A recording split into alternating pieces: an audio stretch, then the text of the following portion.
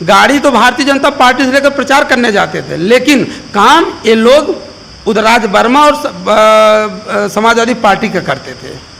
हम तो मांग किए हैं, सबसे पहले जिस दिन चुनाव हारी है उसी दिन मैंने मांग किया है कि इन लोगों को जिले से इनको नैतिकता के आधार पर इनको इस्तीफा देना चाहिए और यहाँ पर युवाओं का गठन करके युवाओं के हाथ में जिले की बागडोर देनी चाहिए। 60 साल 70 साल 50 साल के लोगों को जिले की कमान दी गई है, जो अपने ऑफिसों में बैठकर एसी की हवा खा रहे हैं, जनता से उनका कोई लेना देना नहीं है। इन लोगों को हटना चाहिए, नहीं तो 2027 के चुनाव में इससे भी बुरी हार होगी। नमस्कार, मैं राहुल पांडे, आप देख रहे हैं भारत न्यूज़ टाइम्स, आपकी आवाज़। उत्तर प्रदेश की बात करें तो सूबे में जहां 7 मंत्री चुनाव हार चुके हैं, वहीं सुल्तानपुर में राष्ट्रीय फलक पर पहचान रखने वाली गांधी परिवार की बहू, 8 बार की सांसद, पूर्व कैबिनेट मंत्री भी यहां से चुनाव हार चुकी हैं। आज हम जानते हैं इनके चुनाव के हार का कारण क्या था। आज वही हमारे साथ बातचीत करने के लिए पूर्व भाजपा के कद्दावर नेता एवं व्यापारियों के नेता हमारे साथ जयशंकर त्रिपाठी जी हैं। बातचीत करने के लिए हम इनसे जानते हैं कि इस बार सुल्तानपुर की सियासत में क्या रहा। हमारे चैनल में आपका स्वागत है। बहुत बहुत धन्यवाद राहुल जी। त्रिपाठी जी, क्या रहा कि इस बार चुनाव मेनका गांधी सुल्तानपुर से हार गई? मेनका जी चुनाव नहीं हारी है, मेनका जी तो लोगों के दिलों में राज कर रही हैं। पीडीए का गठबंधन होना चुनाव का कारण बना, जबकि विकास के माने में मेनका जी का आज तक का कोई जोड़ नहीं रहा है। पीडीए में हुआ क्या कि ओबीसी समाज के लोग एक पटल पे आ गए और जो अदर बैकवर्ड की राजनीति भाजपा की होती रही है वह अभी सुल्तानपुर इस बार नाकाम रही। दूसरी बात कि टिकट के बंटवारे में बसपा ने वर्मा को टिकट दे दिया और सपा ने निषाद को टिकट दे दिया। ये परंपरागत तौर भारतीय जनता पार्टी का रहा है। दोनों जातियां का कटना और ओबीसी का एक साथ होना यहाँ पर चुनाव हारने का कारण रहा है। सियासत की बात करें तो आपके यहाँ खासकर सुल्तानपुर में आप भाजपा का जिला अध्यक्ष वर्मा समाज से आता है। लंबुआ की बात करें जहाँ लगभग 12 से 13 हज़ार वोटों से मेनका जी हारी हैं, वहीं इनके सहयोगी दल जो हैं वो भी, अपना दल की बात करें तो वो भी जिला अध्यक्ष उनके वर्मा में। क्या इनके साथ जो सामुदायिक लोग थे वो काम नहीं आए क्या?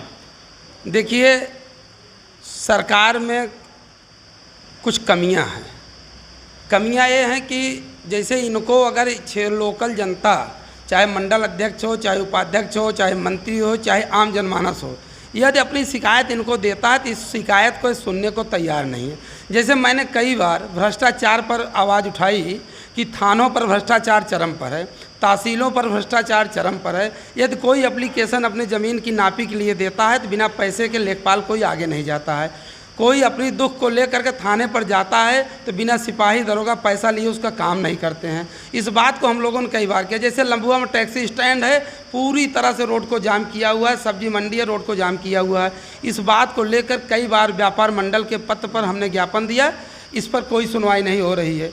स्थिति इस बात की है, सुनवाई उसी की हो रही जो पैसा दे रहा है। सरकार अपने केवल अधिकारी और कर्मचारी पर विश्वास कर रही है, ना कि अपने कार्यकर्ताओं और अपनी जनता पर विश्वास कर। जिस दिन सरकार अपनी जनता और कार्यकर्ता पर विश्वास करना शुरू कर देगी उस दिन भारतीय जनता पार्टी को हराने वाला है इस भारतवर्ष में कोई नहीं होगा। एक आम चर्चाएं हैं कि यहाँ पर मेनका गांधी के पीआरओ रहे, उनको कार्यकर्ताओं या जनता में बड़ा विरोध था और मेनका गांधी की तुनक मिजाजी कार्यकर्ताओं और जनता को रास नहीं आई। क्या आप क्या मानते हैं? देखिए, चुनाव हार गए हैं लोग, चाहे जो कहें। रंजीत जी एक ऐसे व्यक्ति रहे हैं जिनका सुल्तानपुर जनपद से किसी का व्यक्तिगत कोई विरोध नहीं था। रंजीत सिंह के अलावा शायद सुल्तानपुर जनपद में और कोई रहा होता, चाहे ठाकुर रहा हो या ब्राह्मण रहता, तो निश्चित रूप से कहीं न कहीं जातिवाद छलक करके सामने आता। लेकिन रंजीत जी ने ये काम नहीं किया। लोग गलत आरोप लगा करके इस बात को रख रहे हैं। बात आती है निषाद और वर्मा की, जो आपने अभी प्रश्न किया था, मैं उस बात पर मैं ज़रूर कहना चाहूँगा। इसके पहले पूर्व प्रदेश अध्यक्ष स्वतंत्र देव सिंह वर्मा थे, वर्तमान जिलाध्यक्ष भूपेंद्र चौधरी जी भी वर्मा जाति से आते हैं। आशीष पटेल जी जो काशी क्षेत्र से आते हैं वो भी वर्मा हैं। सुल्तानपुर के जिलाध्यक्ष क्या नाम है, अविनाश वर्मा जी अपना दल से हैं, जिलाध्यक्ष हैं उसके। अनुप्रिया पटेल जी भारतीय जनता पार्टी घटक दल हैं। लेकिन तकलीफ, और संजय निषाद जी की जनसभा भी यहाँ हो गई जो भारतीय जनता पार्टी के घटक दल हैं। तकलीफ़ हम लोगों की इस बात की हो रही है कि इन्होंने अपने समाज का एक भी वोट सुल्तानपुर जनपद में माता मेनका गांधी के पक्ष में, भारतीय जनता पार्टी के पक्ष में नहीं दिलवा पाया, न तो कोई मेहनत किया। गाड़ी तो भारतीय जनता पार्टी से लेकर प्रचार करने जाते थे, लेकिन काम ये लोग उदयराज वर्मा और समाजवादी पार्टी का करते थे। हम तो मांग किए हैं, सबसे पहले जिस दिन चुनाव हारी हैं उसी दिन मैंने मांग किया है कि इन लोगों को जिले से इनको नैतिकता के आधार पर इनको इस्तीफा देना चाहिए और यहाँ पर युवाओं का गठन करके युवाओं के हाथ में ज़िले की बागडोर देनी चाहिए। 60 साल 70 साल 50 साल के लोगों को ज़िले की कमान दी गई है, जो अपने ऑफिसों में बैठकर एसी की हवा खा रहे हैं। जनता से उनका कोई लेना देना नहीं है। इन लोगों को हटना चाहिए, नहीं तो 2027 के चुनाव में इससे भी बुरी हार होगी। यहाँ पर हम बात करें पूरे सुल्तानपुर ज़िले की तो 4 विधानसभा मेनका जी हारी, 1 विधानसभा जीती तो महज बहुत ज़्यादा वोटों से नहीं, लगभग 5000 वोटों से। ऐसा क्या रहा कि ये सारे विधानसभा हार गई, जबकि यहाँ पर 5 विधानसभाएं हैं जहाँ पे 4 विधायक हैं? क्या फैक्टर रहा, आप क्या मानते हैं? देखिए, यहाँ पर लगभग सवर्ण विधायक हैं और मेनका जी को लोगों ने इस तरह से घेरा। मेनका जी को लग रहा था कि हम चुनाव बहुत अच्छे वोटों से चुनाव जीत रहे हैं। रंजीत जी के पास बैठ करके कोई प्रमुख रहा है, कोई विधायक रहा है, और ख़ास करके 3 विधायक तो पूरी तरह से निष्क्रिय रहे हैं चुनाव में। जैसे अभी आप देख लीजिए, लंबुआ के विधायक सीताराम वर्मा जी ने बीमारी का बहाना लेकर के घर बैठ गए, और अब आपको देखेंगे 2-1 दिन में उनको जो है डॉक्टर बता देगा कि अब आप स्वस्थ हो, आप जाइए क्षेत्र में काम कीजिए। और जब आएंगे तो वो अपनी ही बिरादरी के पास जाएंगे काम करने के लिए। जो हमारा लंबुआ विधानसभा जिस दिन से देवमणि जी विधायक के पद से यहाँ से हटे हैं, उस दिन से विकास उसी दिन से ख़त्म हो गया। और आज मेनका जी के जाने के बाद भी विकास यहाँ पर ख़त्म हो जाएगा, इतना है। मेनका जी जैसा सांसद सुल्तानपुर का सौभाग्य रहा है, और अब दुर्भाग्य लिख उठा जिस दिन से मेनका जी का यहाँ से हारना तय हो गया। बड़े बड़े प्रतिनिधि, वोटों के ठेकेदार जो थे, हुंकार भरते थे कि हम इतना वोट लाएंगे, कहाँ गए वो सारे? कहाँ इस चुनाव में जितने लोग माता मेनका जी के साथ अपनी गाड़ियाँ लगाकर चलते थे, या तो उनके कार्यकाल में वो ठेकेदार थे, या तो अपनी जाति का वर्चस्व बढ़ाने के लिए मां मेनका गांधी जी के साथ जुड़े हुए थे।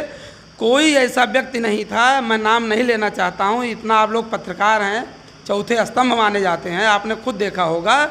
वही लोग गारापुर की मीटिंग में दिखाई देते थे, तो वही लोग नूरम पट्टी की मीटिंग में दिखाई देते थे, वही लोग मुरैनी की मीटिंग में दिखाई देते थे, वही लोग शिवगढ़ की मीटिंग में दिखाई देते थे, वही लोग बूधापुर की, वही लोग सिमरी राजापुर की, वही लोग जमखुरी की, वही लोग शंभूगंज की, वही लोग अर्जुनपुर की, वही उतने लोग दौड़ दौड़ कर आते थे और माँ मेनका को बताया, और हर जगह लिस्ट पेश की जाए, उनका नाम लिया, जी माता जी, जी माता जी। ये लोग जी माता जी कर करके सुल्तानपुर से एक तेज तर्रार, हनकदार, रसूख वाली सांसद को यहाँ से हराकर भेजने का काम किया है।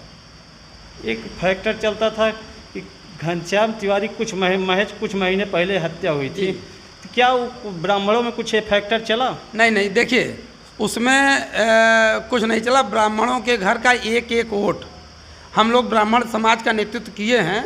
इस बात का मैं दावा कर सकता हूँ, कहने के लिए चाहे जो कह दे, लेकिन ब्राह्मणों के घर का एक वोट पिछली बार भी भारतीय जनता पार्टी को मिला था। इसके पहले जब वरुण गांधी थे तब भी मिला था, इस बार भी भारतीय जनता पार्टी को मिला है। भारतीय जनता पार्टी किसी को टिकट दे के भेज दे तो ब्राह्मण एक इस वर्ग का व्यक्ति है तो भारतीय जनता पार्टी को पसंद करता है। बिना कहे, बिना प्रचार के 50% वोट ब्राह्मण भारतीय जनता पार्टी को देगा और 50% उसकी काबिलियत पर देगा, लेकिन ब्राह्मण का वोट भाजपा के अलावा कहीं नहीं जाएगा। एक केंद्रीय मंत्री अनुप्रिया पटेल का बयान आया कि राजा रानी ईवीएम से पैदा होते हैं, अब कोई राजा रानी है नहीं। क्या ये फैक्टर काम किया ज़मीन स्तर पर? जैसे प्रतापगढ़ में राजा भैया, सुल्तानपुर में सोनू सिंह, लास्ट में लामबंद हो गए, और बताया जाता है कि क्षत्रिय वोट सब कट गया।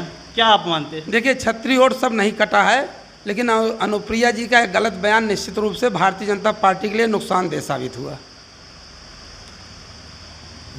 भाजपा जहां हिंदुत्व का राग अलापती है, वहीं श्री राम मंदिर बंद तैयार हो गया, लेकिन अयोध्या मंडल की सारी सीटें हार गई भाजपा। क्या फैक्टर रहा, आप क्या मानते हैं?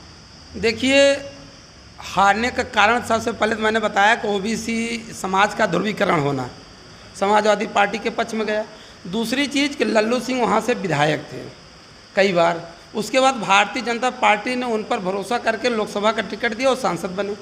पुनः उनको लोकसभा का टिकट दिया गया और सांसद बनने के लिए। स्थिति ये हुई कि लल्लू सिंह जी का चुनाव के समय में एक गलत बयानबाजी करना कि यदि आप लोग 2/3 बहुमत से भारतीय जनता पार्टी को जिताएंगे तो संविधान में परिवर्तन करा दिया जाएगा, जबकि भारतीय जनता पार्टी के शीर्ष नेतृत्व, चाहे मोदी जी रहे हों, चाहे अमित शाह जी रहे हों, चाहे आदित्य योगी नाथ जी रहे हों, किसी ने संविधान के विषय में कोई बात नहीं किया था। लल्लू सिंह का बड़बोलापन मान लीजिए, चाहे उनकी बढ़ती हुई उम्र में उनकी स्थितियों को आप आंक लीजिए। उनके साथ 5-6 प्रत्याशी ऐसे थे जो उन्हीं के साथ बह गए। क्या दूसरी चीज़ मैं उसको बता रहा हूँ। दूसरी चीज़, जब फैजाबाद में अयोध्या निर्माण के लिए कॉरिडोर जब बन रहा था तो वहाँ के कुछ मकाने वहाँ के व्यापारियों के तोड़े गए। व्यापारी भाग करके सांसद जी के पास गए, उन्होंने इस पर चुप्पी साध ली, जबकि सही चीज़ है, कुछ जनहित का मामला था और मकान तोड़ा जाना कोई गलत नहीं था। सरकार ने उनको कहीं न कहीं स्थापित किया, मजबूती के साथ स्थापित किया, उनको 4 गुना से ज़्यादा मुआवजा दिया, उनका नुकसान नहीं हुआ। लेकिन अगर पब्लिक अपने चुने हुए नेता के पास जाती है तो एक उम्मीद लेके जाती है, उम्मीद पर खरे नहीं उतरे लल्लू सिंह, उसका खामियाजा पूरे भारतवर्ष में संविधान बचाओ को लेकर के, जबकि भारतीय जनता पार्टी ने संविधान को लेकर कोई टिप्पणी नहीं किया था, लेकिन लल्लू सिंह की बात, क्योंकि भारतीय जनता पार्टी के एक कद्दावर सांसद के रूप में उनकी पहचान थी, जिसको लेकर के राहुल बाबा ने और अखिलेश यादव ने उसको मुद्दा बना लिया और जगह जगह इस बात को रखा, जिससे एससी समाज के लोग भी उससे बौखला गए और वो भी जा करके भारतीय जनता पार्टी के खिलाफ जाकर समाजवादी पार्टी को पक्ष में वोट उन्होंने करके भारतीय जनता पार्टी को हराने का काम किया। भाजपा के पास जहां मंडल अध्यक्ष लेके पन्ना प्रमुख तक माने जाते हैं और सब कहते हैं कि अन्य के पास कार्यकर्ता ही नहीं है, तो ये कैसे खेला हो गया? खेला इसलिए हो गया कि जब से 2022 में भारतीय जनता पार्टी के विधायक सीताराम वर्मा जी लम्बुआ में चुने गए और जगह भी विधायक चुने गए, इन लोगों ने अपने मंडल अध्यक्ष, महामंत्री, उपाध्यक्ष या भारतीय जनता पार्टी से जुड़े लोगों को कोई वेट नहीं दिया। ये लोग अपनी कोई समस्या लेकर थाने वगैरह पर जाते थे तो इनकी कहीं सुनवाई नहीं होती थी। सबसे पहले तो मैं कहना चाहूँगा कि अगर भारतीय जनता पार्टी अपने कार्यकर्ताओं को मतलब सम्मान देना शुरू करे और जब थाने पर जाएं या ब्लॉक पर जाएं, तहसील पर जाएं, तो इनका एक महत्व हो, इनके कहने पर अधिकारी इनकी सुने और जनता का काम हो। दूसरी चीज़ कि दलाली तो पूरी तरह से जिस दिन बंद नहीं होगी तब तक भारतीय जनता पार्टी का हश्र बुरा होगा। दूसरी चीज़, छुट्टा जानवर के विषय में यहाँ के हमारे मंडल अध्यक्ष, महामंत्री या और भी जो हमारे सेक्टर प्रमुख जो भी रहे हों, सभी लोगों ने अपने ज़िले के नेताओं से छुट्टा जानवरों के लिए चर्चा उठाया, लेकिन ज़िले के लोगों ने छुट्टा जानवरों को लेकर के सरकार तक बात अपनी पहुंचाने का प्रयास नहीं किया, जिसके कारण किसान भी नाराज़ है, व्यापारी भी नाराज़ है और भारतीय जनता पार्टी के सम्मानित सभी कार्यकर्ता बंधु हमारे नाराज़ हैं। ये थे हमारे साथ जयशंकर त्रिपाठी जी, जिन्होंने कहा कि यहाँ पर कार्यकर्ताओं की भारतीय जनता पार्टी उपेक्षा करती है, यहाँ पर कार्यकर्ताओं की थाने तहसील में सुनी नहीं जाती।